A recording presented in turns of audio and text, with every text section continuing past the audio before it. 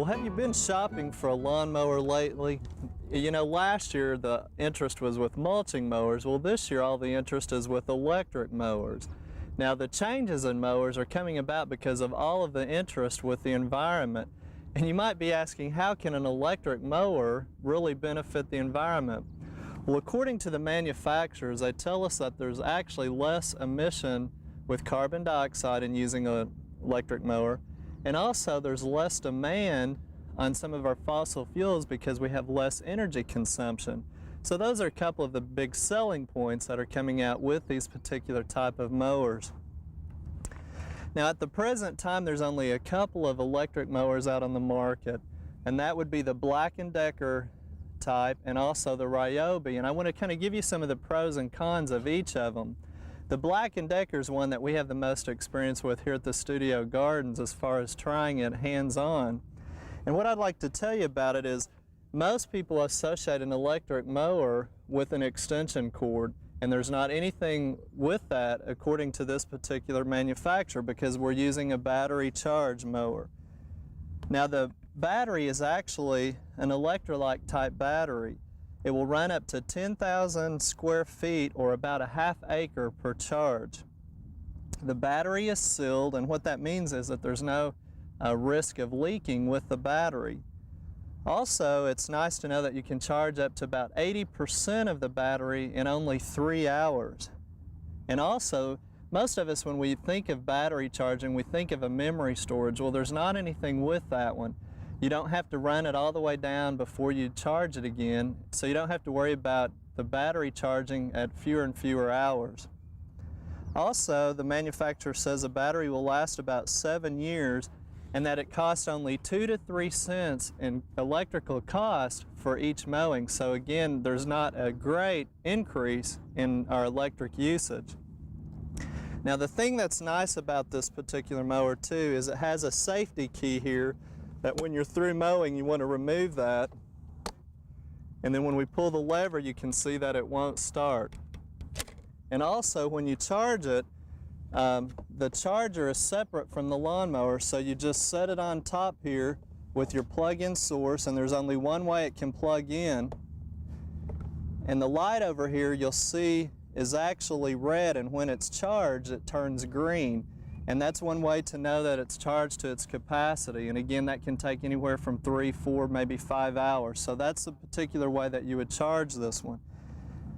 Now, in addition to the safety features, it also has a side discharge and a bagger that comes with it.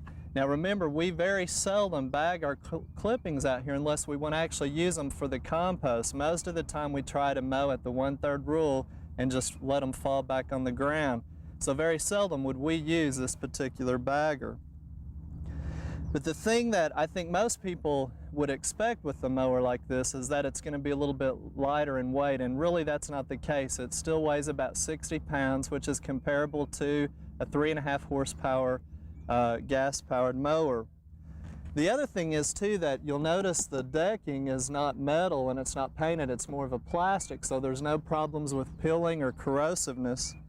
But I think the thing that I like about it the most, it's the 18-inch blade, but the sound again, it's very quiet, and you notice that when I came up here, it's about half as loud as a gas-powered mower, so it's a lot quieter. The other thing too that I really like about it is the height adjustment.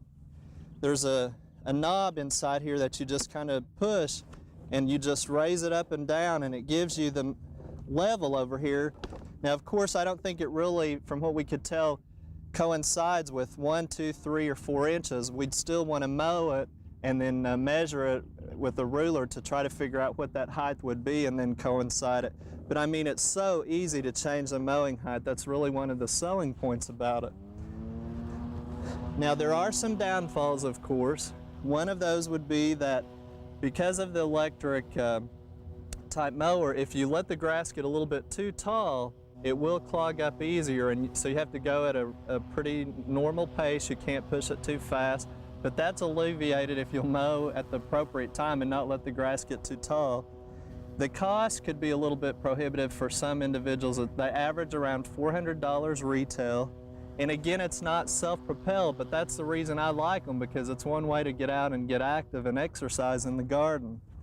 Now, as far as the other model, the Ryobi, there's a lot of similarities. Pretty much the same similarities as far as the battery, the construction, etc. But there are some differences too. With the Ryobi, it's called a mulchinator mower, so it doesn't have a bagging unit on it. They just hold the grass clippings up there a little bit longer and try to mulch them, but you still have to mow the same number of times. The battery life is projected about 4 to 5 years, and instead of the charging system being off-board, it's actually on-board, so there's a little extension cord hooked into the lawnmower that you just plug into your extension cord to charge it. Also, it takes a little longer to charge the battery on the Ryobi, almost 16 hours. The other difference is that it actually has a gauge that you can tell when the battery is getting low in charge, and it weighs a little bit more, about 75 pounds, and the cost is about the same, again, at around $400.